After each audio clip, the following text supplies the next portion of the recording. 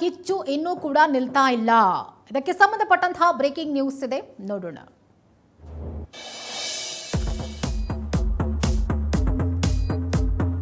ಕಾಂಗ್ರೆಸ್ ಮನೆಯಲ್ಲಿ ನವೆಂಬರ್ ಕ್ರಾಂತಿಯ ಕಿಚ್ಚು ಇನ್ನೂ ಕೂಡ ನಿಂತಿಲ್ಲ. ನವೆಂಬರ್ 15ಕ್ಕೆ ದೆಹಲಿಗೆ ತೆರಳಲಿದ್ದಾರೆ ಡಿಸಿಎಂ ಹಾಗೆ ಸಿಎಂ ಡಿಸಿಎಂ ದೆಹಲಿ ಟೂರ್ನ ಬೆನ್ನಲ್ಲೇ ರಾಜಣ್ಣ ಅವರು ಹೊಸ ಬಾಂಬ್ ಒಂದನ್ನು ಸಿಡಿಸಿದ್ದಾರೆ.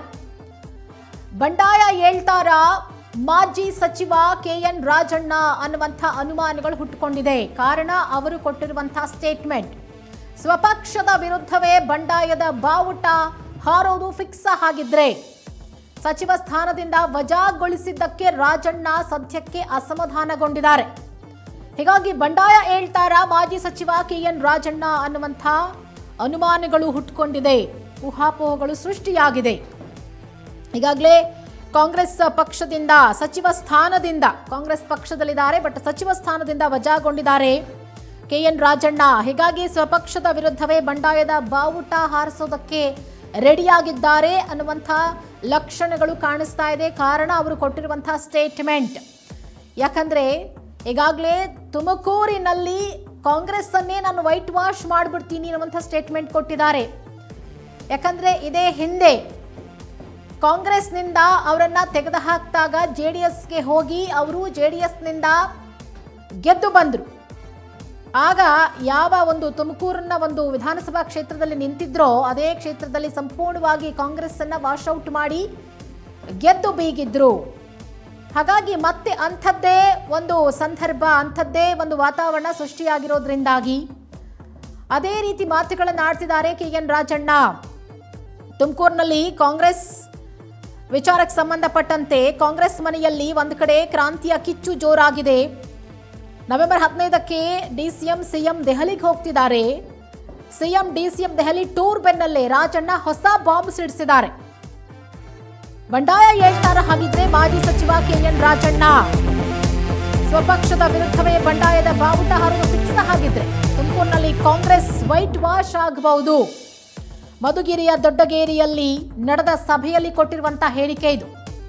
2004ರಲ್ಲಿ ನಾನು ಜೆಡಿಎಸ್ನಿಂದ ನಿಂತು ಶಾಸಕನಾಗಿದ್ದೆ. ಆಗ ತುಮಕೂರು ಜಿಲ್ಲೆಯಲ್ಲಿ ಕಾಂಗ್ರೆಸ್ ವೈಟ್ ವಾಶ್ ಆಗಿತ್ತು. ತೀವ್ರ ಕುತೂಹಲ ಮೂಡಿಸಿದೆ ಕೆಎನ್ ರಾಜಣ್ಣ ಅವರ ಹೇಳಿಕೆ. ಸಾಕಷ್ಟು ಸಂದರ್ಭಗಳಲ್ಲಿ ಕಾಂಗ್ರೆಸ್ನಿಂದ ಆಗಿರುವಂತಹ ಅಸಮಾಧಾನವನ್ನ ಈಗ ಹೊರಹಾಕ್ತಿದ್ದಾರೆ ಕೆಎನ್ ರಾಜಣ್ಣ. ಈಗ ಅವರನ್ನ ಸಚಿವ ಸ್ಥಾನದಿಂದ ವಜಾ ಮಾಡಲಾಗಿದೆ. ಒಂದು ಕಡೆ ಅದು ಬೇಸರ, ಹಾಗೆ ಮತ್ತೊಂದು ಕಡೆ ತನ್ನ ಮುಂದಿನ ರಾಜಕೀಯ ಭವಿಷ್ಯವನ್ನ ಅವರು ಕಟ್ಕೊಳ್ಬೇಕಾಗಿದೆ. ಹೀಗಾಗಿ ಮತ್ತೆ ಕಾಂಗ್ರೆಸ್ನಲ್ಲಿ ಅವರಿಗೆ ಸ್ಥಾನ ಸಿಗುತ್ತಾ,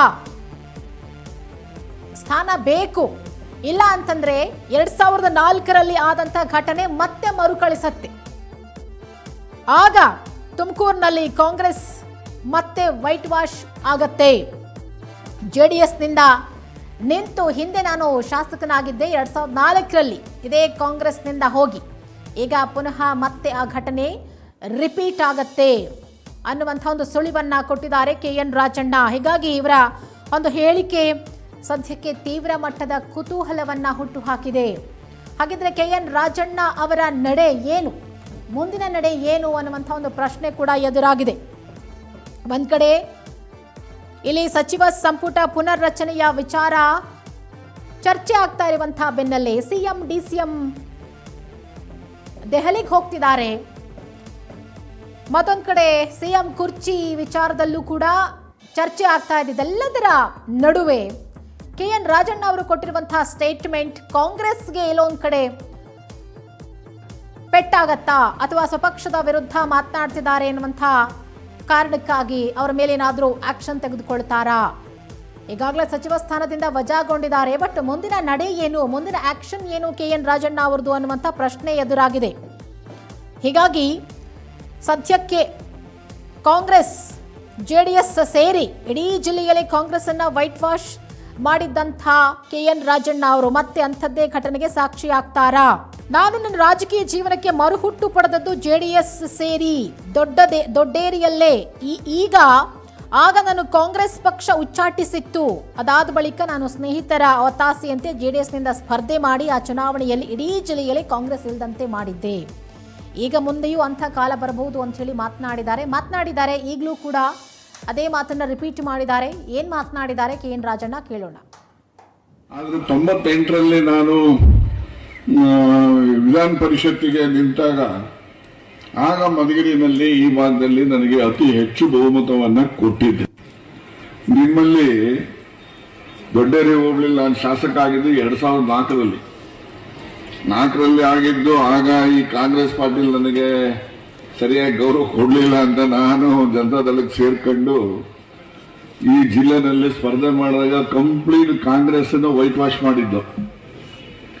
ಕಾಂಗ್ರೆಸ್ ಕಂಪ್ಲೀಟ್ ಮುಗಿಸಿದ್ದಲ್ಲ. ತಿರ್ಗ ಆ ಸಂದರ್ಭ ಗೊತ್ತಿತ್ತು ಏನೋ ಗೊತ್ತಿಲ್ಲ, ನೋಡೋಣ ಅದೇನಾಗ್ತದೆ ಮುಂದಕ್ಕೆ. ನಾನು ಎಲೆಕ್ಷನ್ ನಿಲ್ಲಲ್ಲ ಅಂದಮೇಲೆ ತಿರ್ಗಾ ಸಂದರ್ಭ ಏನು ಬರಲ್ಲ ಅಂತ ಅನ್ಕೊಳ್ಳೋಣ.